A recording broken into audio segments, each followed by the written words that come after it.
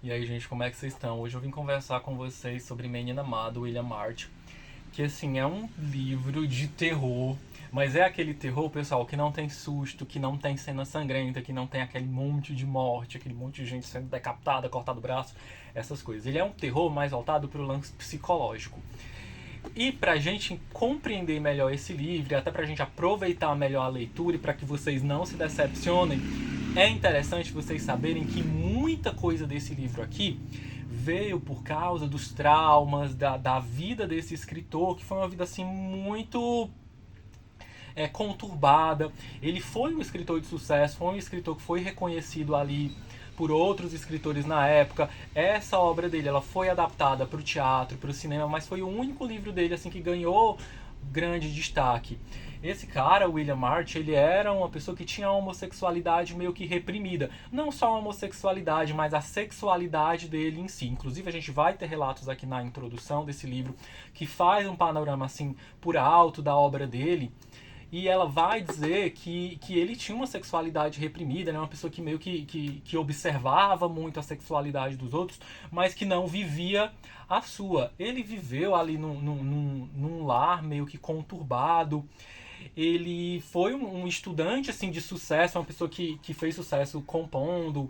Até ela vai dizer aqui o seguinte, ó. Deixa eu marquei aqui pra gente conversar um pouco sobre isso. Ela vai dizer que para a gente compreender melhor essa obra dele, a gente tinha que dar mais uma olhada na vida desse cara. Ele era de uma família ó, com 11 crianças, aí desde pequeno ele conseguiu o prêmio de escrita, música, atuação.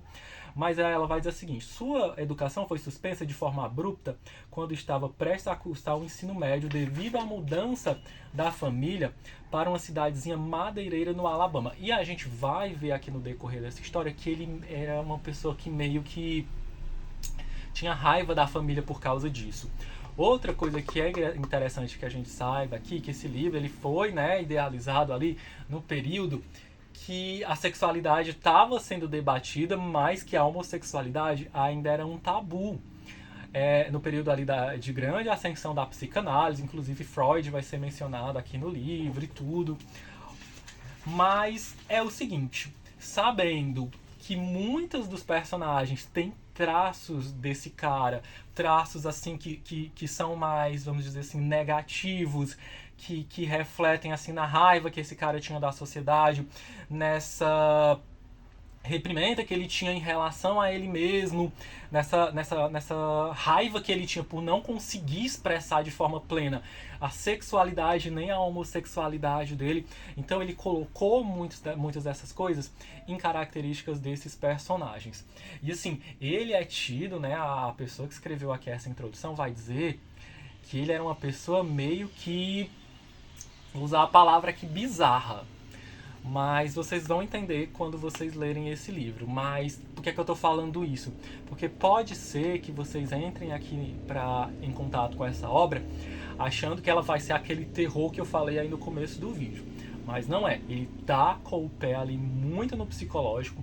Ele é um livro assustador, sim, porque a gente vai falar aqui de uma criança que é uma assassina, uma criança ali que ela, vamos dizer que ela não tem sentimentos, que ela é uma criança assim muito difícil, mas vamos lá. Aqui na história a gente vai acompanhar a menina má do título, que é a Rhoda, que ela vive ali numa família bem de vida, tranquilo. O pai dela é uma pessoa que ganha dinheiro, a mãe dela, eles moram ali num prédio muito bem. E nesse final de semana eles estão indo para um passeio. Nesse passeio, pessoal, o que é que vai acontecer? Ela vai acabar matando uma criança, um coleguinha lá da escola, que ela meio que queria uma medalha que ele ganhou, e ela vai ficar obcecada por essa medalha. Não vou entrar em detalhes do que é que vai acontecer até que vai levar à morte desse menino, mas a morte dessa criança é o que vai acarretar todo o resto aqui do livro. A gente vai entrar em contato com outros personagens aqui, que é a mãe dela, que é a Christine, a vizinha, que é a senhora Bradlove, as outras vizinhas de porta. A gente vai entrar em contato com outro personagem aqui, que é o Leroy, que é o vigia ali, o porteiro desse prédio que eles moram. E a gente vai ter nesse livro, pessoal, o grande ponto principal, que vai ser o quê? Essa mãe lidando com o choque e com a descoberta da sociopatia dessa criança, porque a Rhoda vai ser definida aqui no livro como uma criança meio que apática, mas que para os olhos dos adultos ela vai ser uma criança assim super inteligente, uma criança que tem um comportamento de adulto, ela muito engraçadinha, então o comportamento dela vai meio que passar despercebido para os olhos dos adultos. Mas a gente vai acompanhar, por exemplo, a mãe dela, depois que acontece a morte desse menino, ela vai ficar muito mal. E quando ela vai obviamente descobrir que foi a Rhoda.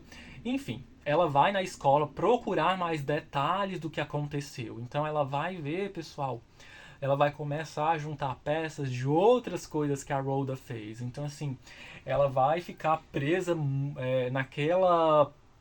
naquele questionamento. O que fazer agora? Porque, assim, será que essa criança ela tem chance de mudar? Será que ela pode fazer alguma coisa? Então, assim, como ela vai fazer para proteger a sociedade dessa filha e para proteger a filha dela mesma? Porque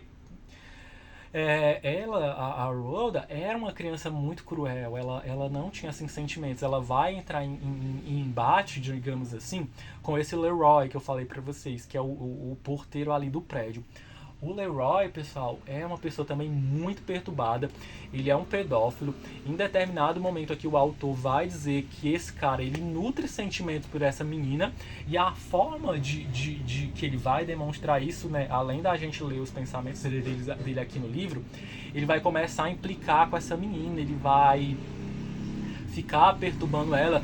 Ele é meio que revoltado com tudo, e a gente vai ter aí o lance de o choque, né, de classes sociais, porque ele trabalha nesse prédio com essas mulheres super ricas, e ele ali, né, é uma pessoa que está à margem da sociedade, então ele vai fazer diversas críticas a ela.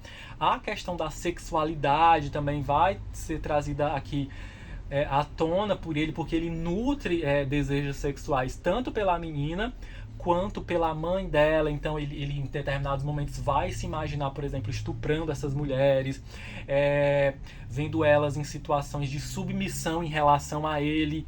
Então a maneira que esse cara busca se vingar dessas mulheres é através do estupro, da submissão delas, colocando elas em situações ali bem rasteiras. Então, assim, tudo isso é criado na mente desse cara. Então, vocês estão vendo que a questão do mal aqui do livro vai além da questão da menina, vai também para a questão dos outros personagens. A gente tem ali a vizinha deles, que é a senhora Bradlove, que ela já tem uma questão também da sexualidade reprimida. Ele, inclusive, acusa ela de ser lésbica. Ele vai falar muito da sexualidade também da senhora Bradlove. A senhora Bradlove, ela tem um irmão que a gente meio que entende que ele é um homossexual, mas não é falado assim de maneira muito explícita no livro, mas a gente entende. E às vezes até a gente começa a achar que ela também tem tendências homossexuais, mas é tudo muito sutil. Mas também, outra coisa que a gente vai ter aqui é a questão do incesto. Então a gente vê que a Bradlove, ela coloca muita coisa direcionada em relação à sexualidade, a questão dos desejos dela, em cima desse irmão. Então, além da gente meio que sentir que ela tem uma relação assim com esse irmão meio que de mãe e filho, ainda tem essa questão do incesto. Então, voltando para a questão da Rhoda com a mãe dela.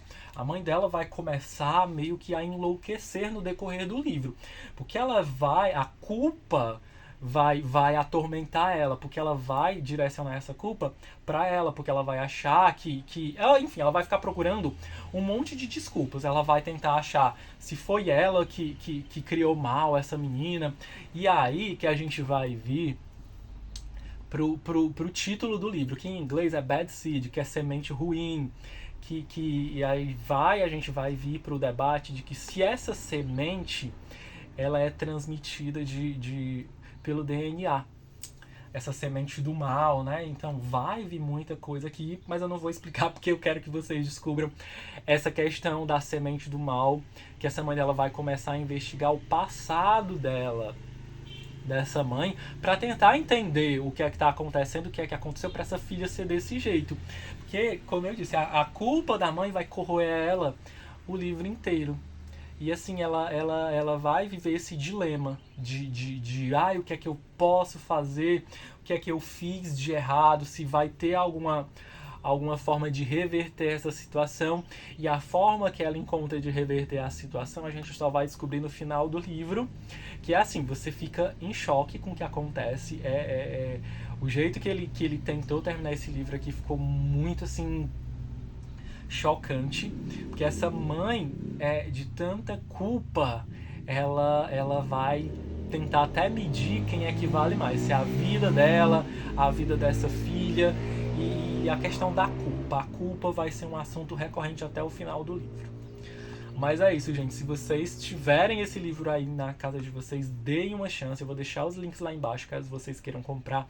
Mas é um livro que vale muito a pena. Mas tendo em mente que o debate maior, a questão do medo, a questão do terror, tá no fato disso aqui estar muito próximo da realidade, de ser algo, né, que a gente pode se deparar no dia a dia, como a gente vê muitos casos de crianças assassinas.